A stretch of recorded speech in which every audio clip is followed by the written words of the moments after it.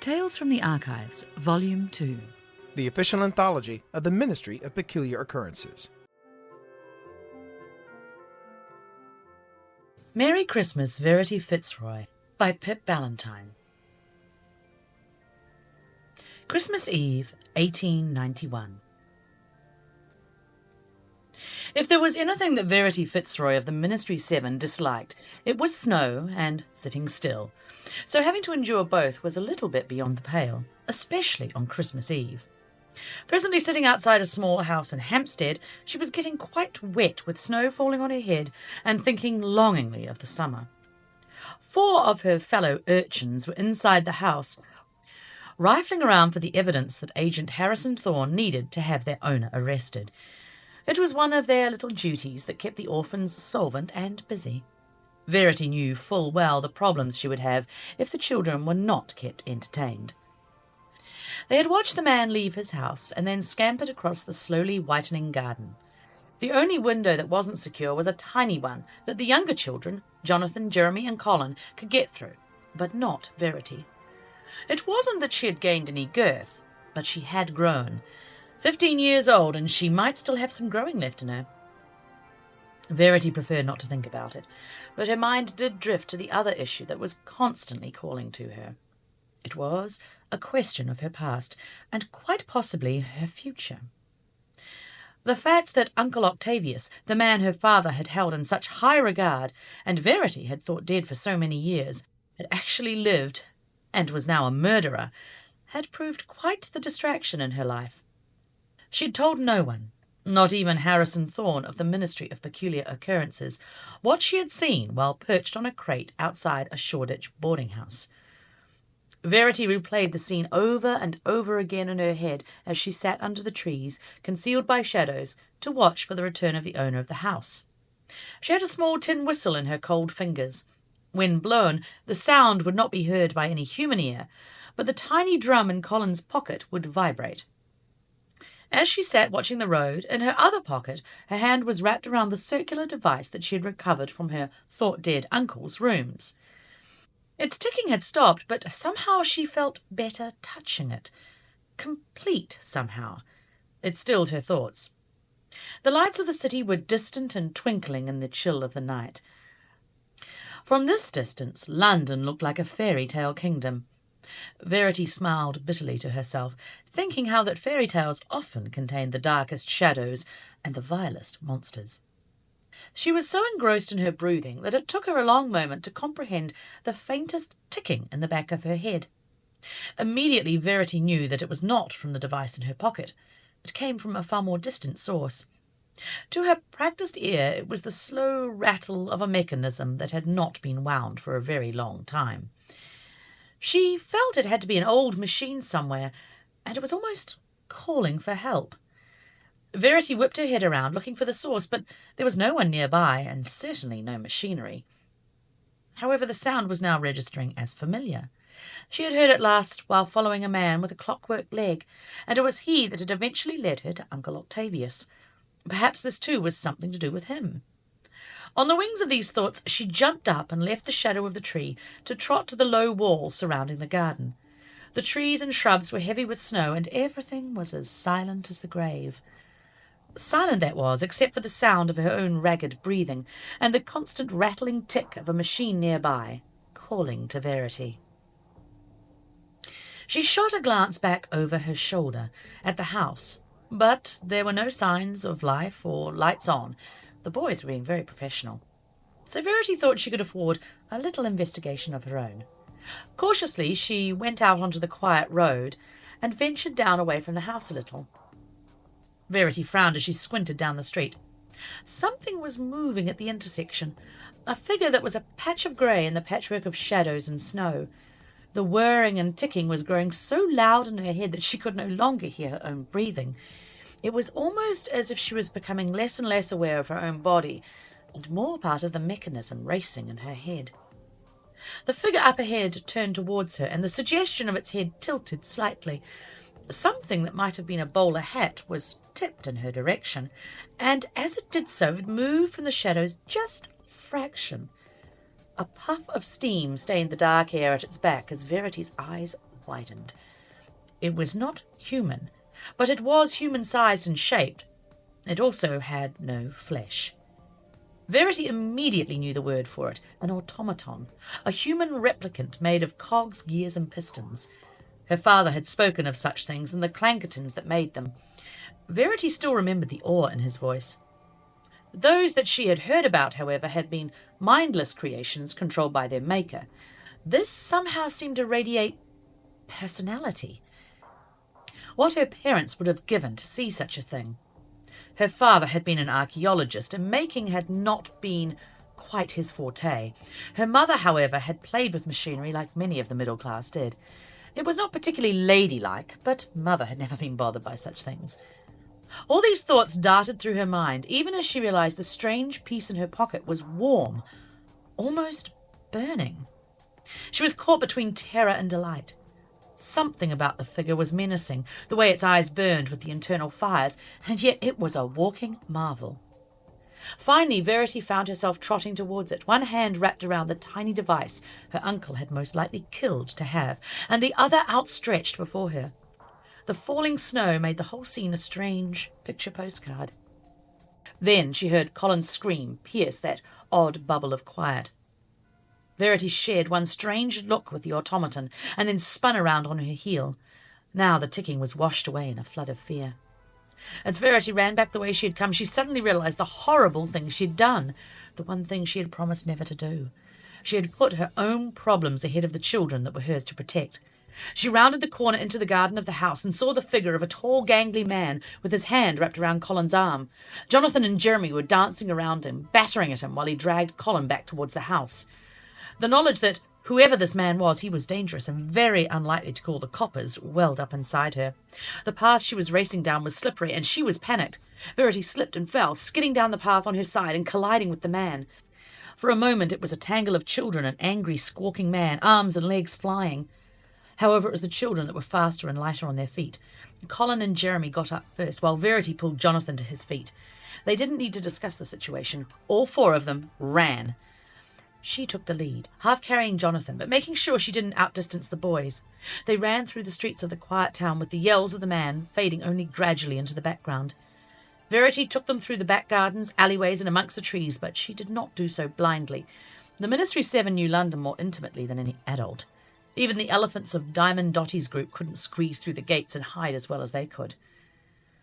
Finally, after a long while, after turning yet another corner, Verity stopped. In the grey light cast by the moon, they all caught their breath. She didn't want to look at them, but eventually she turned her head. Not many children that young could look accusatory, but children of the 7 hadn't been real innocents for years. Jonathan and Jeremy, maybe never. "What happened?" Jonathan whispered, and she couldn't take the bitter tone of his voice. "What happened?" Colin glared at her, his fists clenched at his side. "She left her lookout. She wandered off like a duffer. Like we didn't matter." There were 3 young children, but in that moment they could have been 3 judges pronouncing sentence. "Why?" Jeremy whispered. "Why'd you do it, Verity? We could have been killed, or worse." I, Verity replied, her voice catching and her chest tightening. There was no explanation. She hadn't told them about Uncle Octavius or the little piece of clockwork in her pocket, nor could she tell them about the strange automaton in the dark. Her parents and their death was a danger she had brought to the doorstep of the Ministry 7. "We're supposed to look after each other," Colin went on, staring up at her with eyes brimming with tears. "Without each other, what have we got?" "Nothing," she whispered in reply. "Nothing." Her eyes, too, welled up with tears, and she couldn't recall having felt so utterly useless in her entire life, even when her parents had been killed. Even then, Verity had possessed a plan. However, now the truth could not be ignored. She'd failed the Ministry 7. She couldn't imagine what Henry and Christopher would say to her. She simply couldn't face them. "Go home," she said to the boys, her voice coming out in painful gasps. "Go home." Before they could reply, Verity spun about and ran. They would easily find their way back to the safe house in Kensington, but she didn't want to go back there. She couldn't. The events of recent months meant she wasn't any good for them. In fact, she was just the opposite. Verity Fitzroy ran through the snow, her tears freezing on her cheeks. Her feet were carrying her somewhere that she didn't really consciously think about. She caught a ride on the back of a steaming bus, heading towards the Thames, and found herself staring up with burning eyes at the sign, Miggins Antiquities. It was the home of the ministry. All the children knew where it was, but none had ever been inside. Fresh tears started on her cheeks. It had been an age since she'd cried, probably back at the workhouse, yet her failure cut deep. "Child, you all right?" A female voice made Verity hastily brush away her tears. She didn't like hearing herself called that, but the kindness in the tone soothed her somehow. A lovely lady dressed all in black, with a pair of spectacles perched on the end of her nose, was standing by the door to the shop. A chink of light was visible behind her as she stepped out from there. "Yes," Verity stammered out, though it was far from the truth. "You're one of Agent Thorne's urchins," the woman said with a strangely distant smile.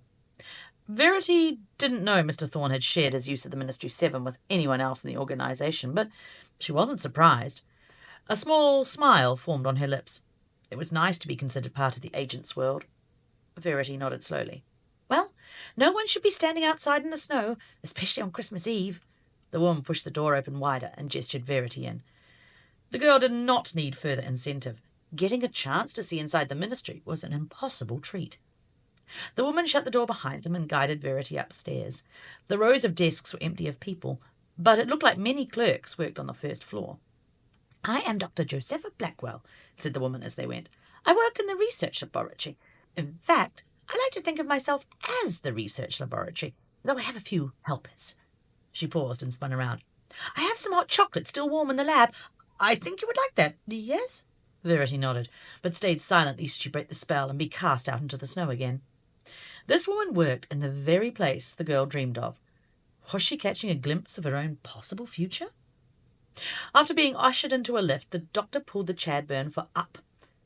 Her eyes gleamed slightly as she examined Verity. The girl thought she had seldom been under such close scrutiny. "So," the older woman said, "what brings you to Miggins Antiquities on Christmas Eve, with all those tears on your face?" Apparently all that Verity had been waiting for was an ear to listen. She found herself blurting out everything to the odd doctor, everything except what exactly had distracted her outside the house. Fresh, bitter tears flowed when she got to the angry words she'd exchanged with the boys. Finally, she exclaimed, "Maybe it is better I'd never joined the Ministry 7. They would be better off without me. All I do is mess things up." "Really?" Josepha Blackwell leaned down and peered into her eyes. "You really think so? How interesting." They had reached the laboratory, and after the doctor had spun the wheel so that the massive iron door unsealed itself, she led Verity in. It was another kind of fairyland to the girl. Her gaze darted enviously over the long, wide benches covered with an array of machines, tools, and bubbling liquids. Her fingers itched to grab hold of things, to begin figuring out how they work and what they could do.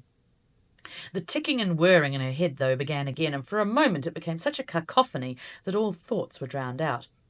While Verity was getting her bearings, Josepha bustled around, turning on a Bunsen burner, which did indeed contain a white liquid that had to be milk. Though the idea of drinking from a flask used in a laboratory was very strange, Verity nonetheless accepted the chocolate when it was offered to her. She warmed her hand on the glass and watched the doctor. The woman even produced a couple of rather flattened marshmallows from her bag and popped them in. When she sat back on the stool, she once again watched Verity with the intensity of a spectacled hawk. The girl sipped nervously at her drink and almost jumped when the doctor spoke. "You say you'd be better to have never met your friends?" She leaned forward, her eyes huge behind her spectacles. "Are you willing to find out if that is the truth?" Verity thought of Jonathan, Jeremy and Colin's faces, the hurt and resentment there. They would be better off. The words choked her throat, so she just nodded. Let's be scientific about it," the doctor said, tugging Verity over to an object in the corner with a large sheet over it. When Josepha yanked it off, it was revealed as a large wire ball standing over 6 feet at the highest point and made of a strange metal that looked like it might be some kind of silver alloy. The doctor let out a sigh. "I've been working on this beauty in my lunchtime. Axelrod thinks it will never work, and I've never been able to find anyone willing to give it a try." She turned to Verity with an open face of expectation.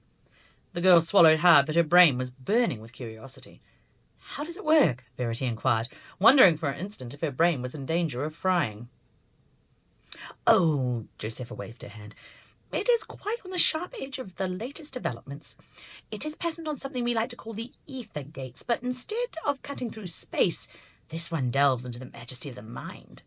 Verity stared at her. Come, the doctor frowned. "Where is your sense of adventure? Surely those tears and horrible feelings inside you are worth investigating." The ticking began again, repetitive and spurring Verity onwards. Curiosity brought her up to stand next to the doctor. Josepha beamed at her and opened the cunningly contrived lock on the side of the sphere. Verity stepped in and closed the gate behind her, while the older woman went to a control panel only a few feet away. "I suggest you close your eyes," she said in a very sprightly tone. "Things may get a little bright." In for a penny, in for a pound, Verity thought, and did as she was bid. Immediately she felt the hum and whir of the ticking replaced by something else. A smell of hot copper and the caress of electricity on her skin. For a moment she was afraid to open her eyes. When she cautiously levered them open, it was immediately apparent she was no longer in Miggin's Antiquities. She was on the street of the East End, or rather in an alleyway. The smell was powerful, and she remembered how it had hit her palpably when she first arrived in London. Grey water trickled under her feet, and distant sobbing could be heard nearby. A child's sobbing. Wrapping her arms around herself against the cold, Verity followed the sound. Leaning against the wall was Jeremy, his face smeared where tears had cut through the dirt on his face. He was leaning over his brother Jonathan, who had his hand clenched on the side that was bleeding. Scarlet blood was pooling on the cobblestones, the only brightness in the drab scene. Neither of the boys seemed to see her, and when Verity leaned down to touch them, her hand passed right through them. Josepha's voice reached her and whispered things she could never have known otherwise. "Remember when you saved Jeremy from the elephant gang? Without you, this is what would have happened. He's not going to make it, I'm afraid." Verity felt the clench of despair at the sight of the little boys, but there was nothing she could do, and deep down she knew there was more to see. The girl trailed on down the alleyway and out onto the street. It looked just as it had on that first day she saw the twins, but a dire knot was forming in her stomach. She passed another alleyway and observed a group of men drinking gin.